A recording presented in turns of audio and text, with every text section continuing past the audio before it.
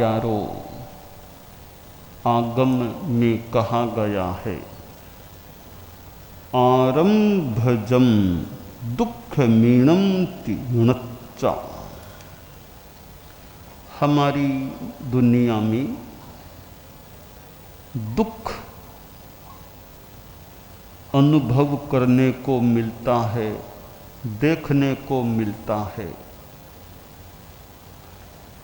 दुनिया में किसी आदमी को कोई दुख है, किसी आदमी को कोई दुख है। कोई भी समस्या, कष्ट, दुख न हो, लंबे जीवन काल में पता नहीं ऐसे लोग कितने होते हैं या नहीं होते हैं। किसी के शारीरिक कष्ट है, किसी के पारिवारिक समस्या है, किसी के आर्थिक समस्या है, किसी के अपनी मानसिक समस्या है, मन की अति चंचलता, मन की बेचैनी, मन में अशांति। यों एक एक आदमी से पूछा जाए कि भी कोई दुख कष्ट है या नहीं, तो कितने लोग ऐसे मिलेंगे जो कुछ उम्र वाले हैं कि जीवन में कोई दुख नहीं आया। कष्ट कह दो, समस्या कह दो, दुख कह दो, तो हो सकता है कोई न कोई प्रायः समस्या, कष्ट, दुख जीवन में आ जाते हैं। किसी के ज़्यादा है, किसी के कम है। कोई कह दे मेरे तो बिल्कुल नहीं है, तो मान लो कोई हो तो भगवान जाने, बिल्कुल कष्ट नहीं है, कोई भी नहीं है। यहाँ आयारों में बताया गया कि यह दुख है,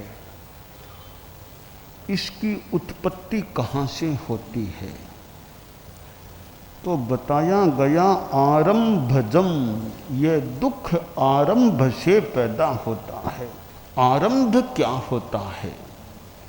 आचारांग भाष्य में आरंभ का अर्थ किया गया है, आरंभ है असंयम है, हिंसादि जनिता प्रवृत्तिर्वा। असंयम है वह आरंभ है। हिंसा आदि से होने वाली प्रवृत्ति या हिंसा आदि के रूप में होने वाली प्रवृत्ति, वह आरंभ है। वृत्ति और प्रवृत्ति, हिंसा एक प्रवृत्ति भी है, तो प्रवृत्ति के पीछे वृत्ति भी है।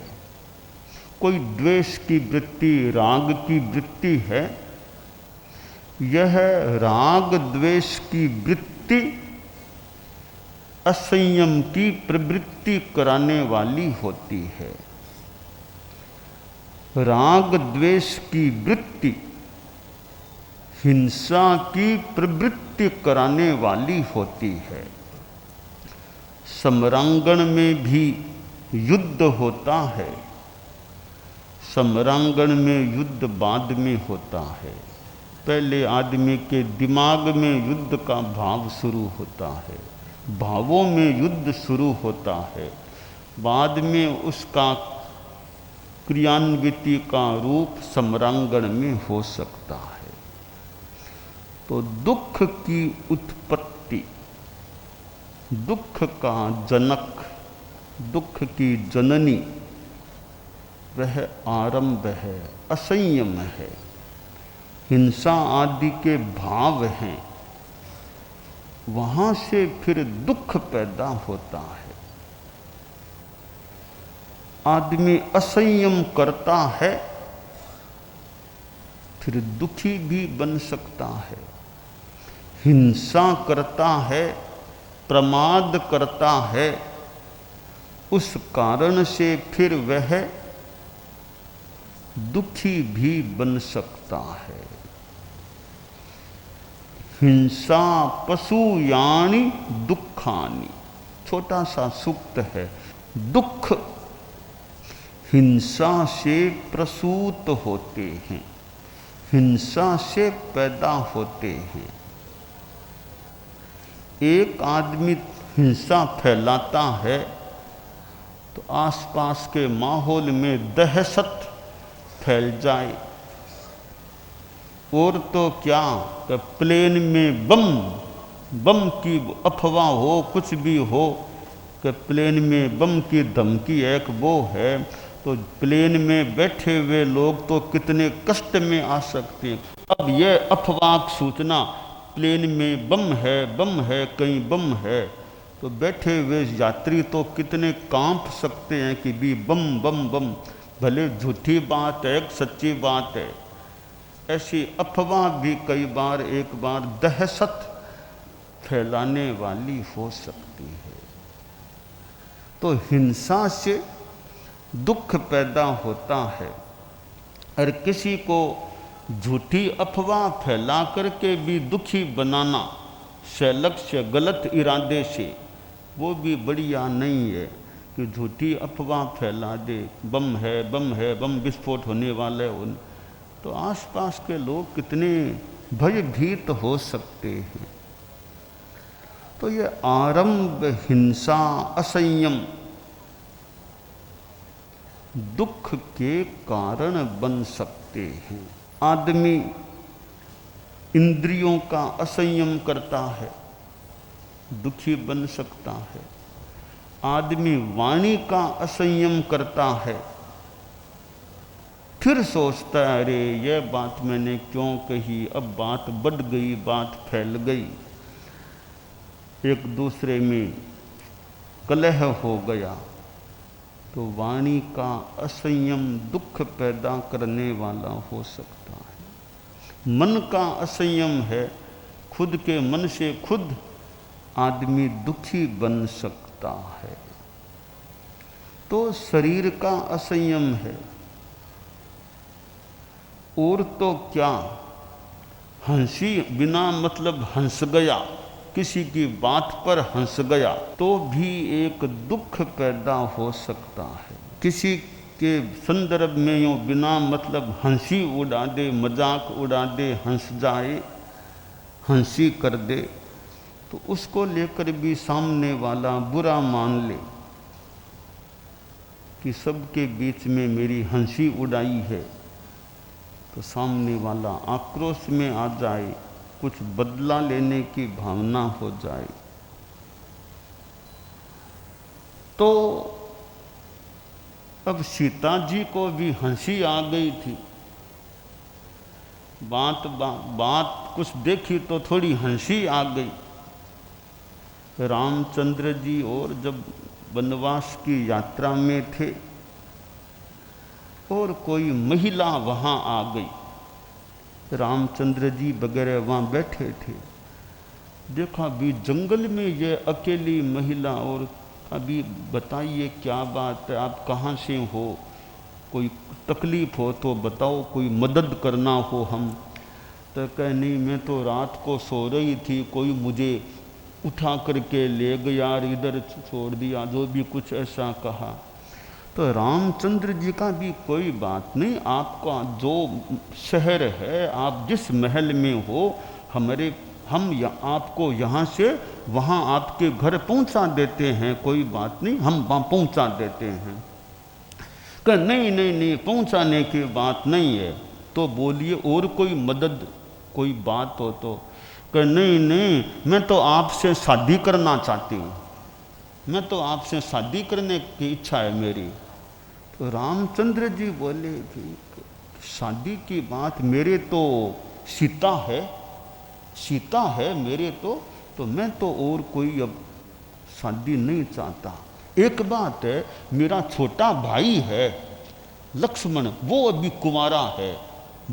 कुंवारा है, तुम उससे बात कर लो, वो चाहे तो देख लो, मेरे तो सीता है और अब नहीं। तो वह लक्ष्मण के पास गई कि आप मेरे साथ शादी कर लो, मैं शादी करना चाहती हूँ। लक्ष्मण जी बोले नहीं, मैं कैसे करूँ, आपने पहले भाई जी को निमंत्रण दे दिया, तो आपके मन में मेरे भाई जी के प्रति भावना आ गई, आप तो मेरी भाभी हो गई हो, भावों से तो आप मेरी भाभी हो गई हो, तो भाभी तो एक बड़ी होती है, पूजनीय होती है, अब मैं तो कैसे शादी करूं। वो वापिस आई रामचंद्र जी के पास कि वो तो नहीं कहते आप ही मेरे से शादी कर लो। कहा नहीं नहीं मैं तो नहीं करता। अब वो वापिस कभी लक्ष्मण के पास, कभी राम के पास कि शादी करो, मेरे साथ शादी करो। तो यूँ वो कर रही थी तो महिला सीता भी महिला की यह बात देखी तो सीता को हंसी आ गई कि कैसी है ये, कभी यहाँ कभी वहाँ घूम रही है। सीता को थोड़ी हंसी आ गई। अब सीता को हंसते हुए देखा और वो महिला तेजी में आ गई कि मेरे लिए मेरी मजाक उड़ाती है, मेरे लिए हंसती है। अब देख, अब मैं मजा चखाती हूँ, मैं कौन हूँ, खर राजा की रानी, रावण केरी बहन, खर राजा की रानी। मुझे जानते नहीं हो, क्या समझते हो, मैं रावण की बहन हूँ, राजा खर की मैं रानी हूँ, अब तुम्हें मजा चखाती हूँ। फिर आगे वो सारी रावण को जाकर बात कहती है, सीता का हरण होता है, आदि आदि।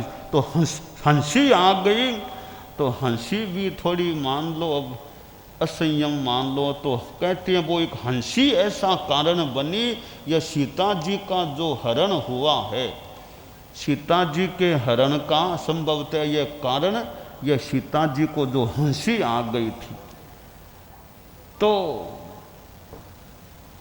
इधर शंभ शुंभकर वे दो भाई जो तपस्या कर रहे थे, वो लक्ष्मण जी ने वो जानबूझ के नहीं किया, पर वो गर्दन वो मानो धड़ कट गई, जानबूझ के नहीं किया, तो वो भी एक स्थिति बन गई थी। तो रामचंद्र जी के पास लक्ष्मण जी बोले कि वो भाई दो साधना कर रहे थे, वो भूल से, जानबूझ नहीं, भूल से कट गया उनका। तो रामचंद्र जी कहते हैं, रे भाई ओ तैं कजियो लगायो रे भाई, ओ तैं कजियो लगायो रे लिच्छमण, ओ तैं कजियो लगायो रे लिच्छमण, ओ तैं कजियो जेहनो खांडो ते नर चांडो, जेहनो खांडो ते नर चांडो,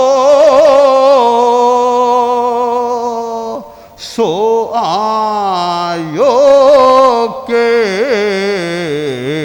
आयो रे भाई,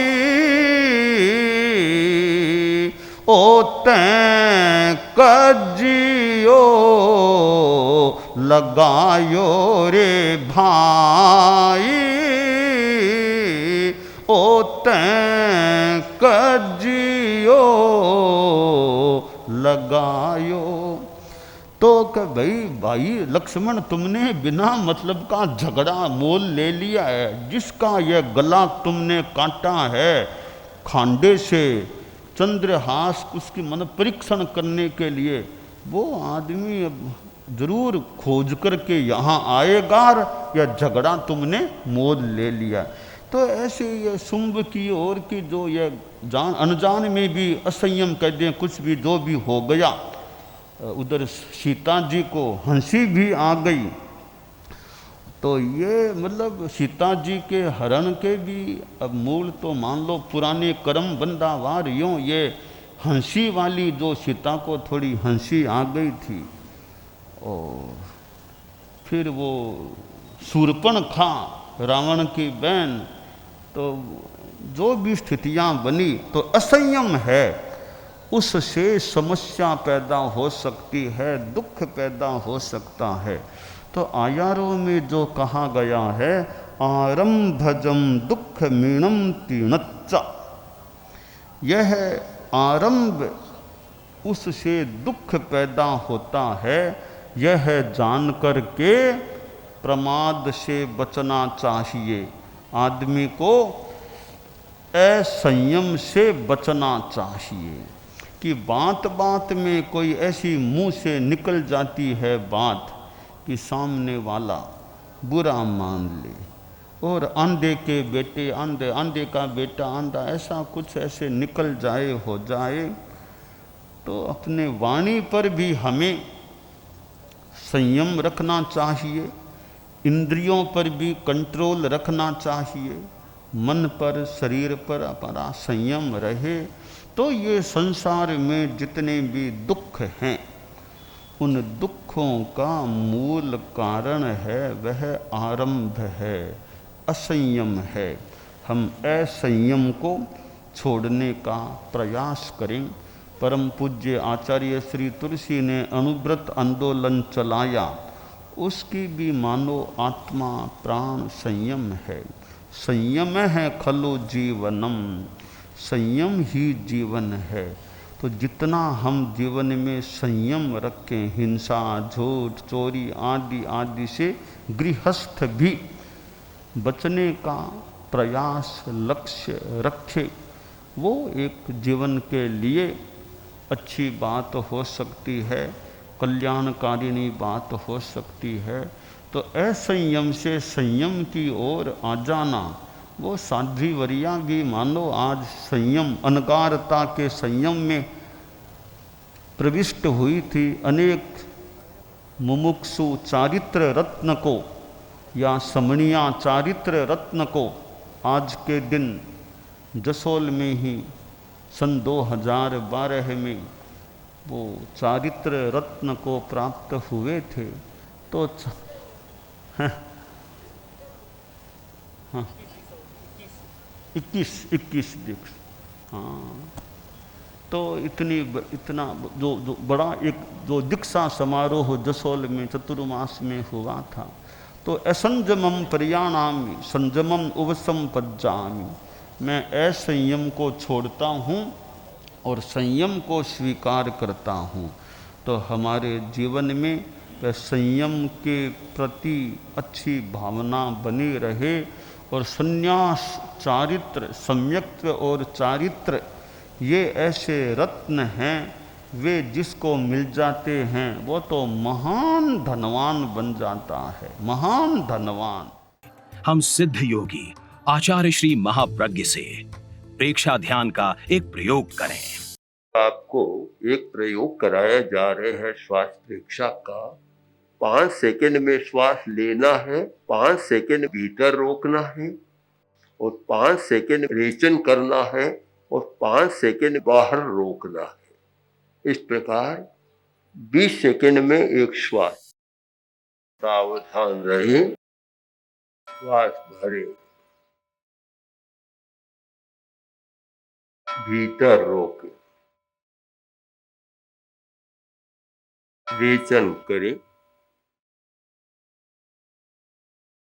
बाहर रोके,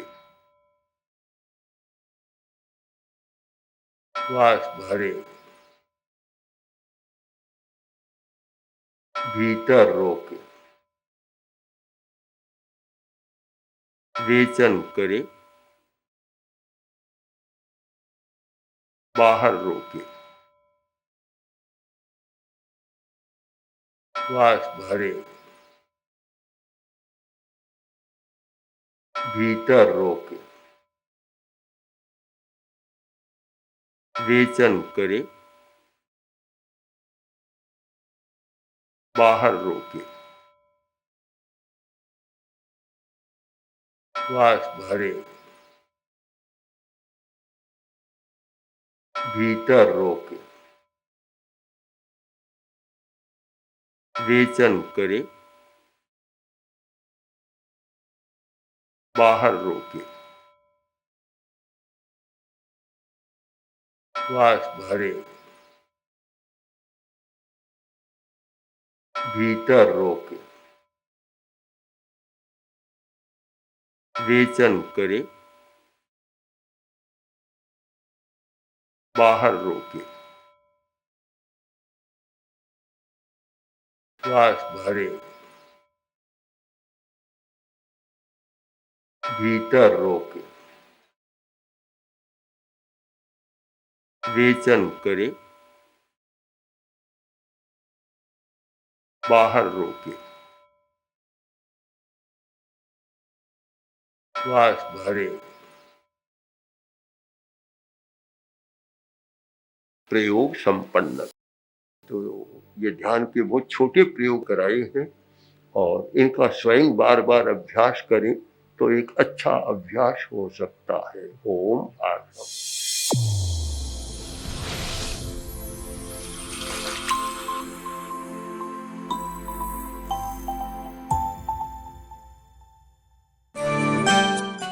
एकाग्रता, तन्मयता, अपने आप को मंगलमय अनुभव करते हुए नमो अरहंताणम, नमो सिद्धाणम, नमो आयरियाणम, नमो उवज्झायाणम, नमो लोए सब्बसाहूणम, एसो पंच नमोक्कारो सब्ब पावपणासनो मंगलाणं च सब्बेसिं पढ़मं हवइ मंगलम।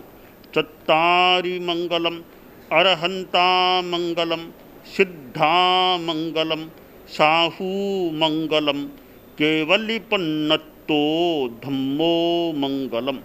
चत्तारि लोगुत्तमा, अरहंता लोगुत्तमा, सिद्धा लोगुत्तमा, साहू लोगुत्तमा, केवलिपन्नत्तो धम्मो लोगुत्तमो। चत्तारि शरणं पवज्जामि, अरहन्ते शरणं पवज्जामि, सिद्धे शरणं पवज्जामि, साहू शरणं पवज्जामि, केवलिपन्नत्तं धम्मं शरणं पवज्जामि।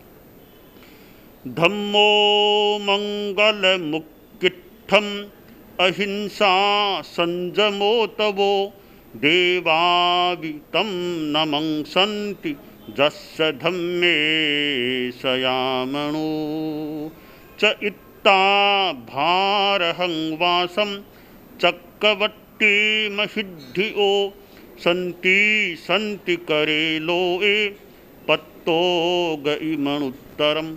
देवदानव गंधर्वा जख रक्षस किन्नरा बंभयारिं नमंसन्ति दुक्करं जे करन्ति तम्। मंगलं भगवान् वीरो मंगलं गौतमो गणी मंगलं स्थूलभद्राद्यः जैनधर्मोऽस्तु मंगलम्। मंगलं मतिमान् भिक्षुः मंगलं भारमल्लकः मंगलं रायचन्द्राद्या मंगलं तुलसी गुरुः महाप्रज्ञोऽस्तु मंगलम्। तेरा पंथोऽस्तु मंगलम्। विघ्नहरण मंगलकरण स्वामी भिक्षुनो नाम गुण ओळख समरण किया सर अचिंत्या काम। विघ्नहरण मंगलकरण स्वामी भिक्षुनो नाम गुण ओळख समरण किया सर अचिंत्या काम। विघ्नहरण मंगलकरण स्वामी भिक्षुनो नाम गुण ओळख समरण किया, सर अचिंत्या काम, सर अचिंत्या काम, सर अचिंत्या काम। एक दिवसीय त्याग, आज आज के लिए धारणानुसार त्याग।